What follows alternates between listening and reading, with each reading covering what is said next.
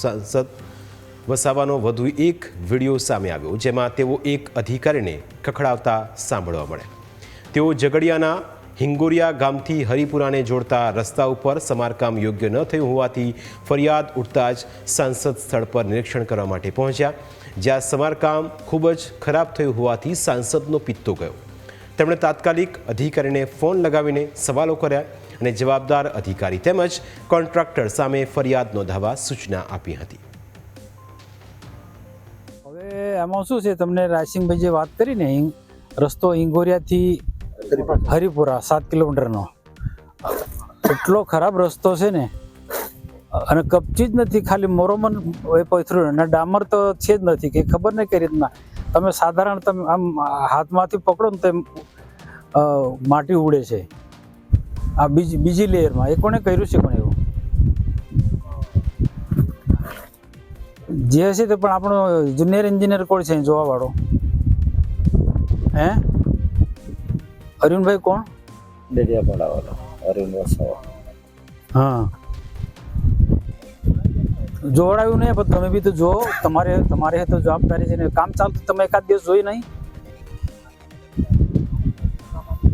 હા,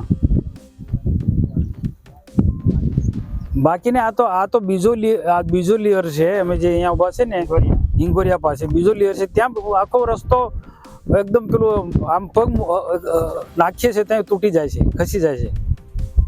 ના પણ ના ચાલે, બધું નવેસરથી કરાવો। અને એવું નહીં, અને એની જે હોય કોન્ટ્રાક્ટરની સામે અને જુનિયર એન્જિનિયર સામે ફરિયાદ કરો, ના તો સુધરશે, બાકી ત્યાં સુધી નહીં સુધરે।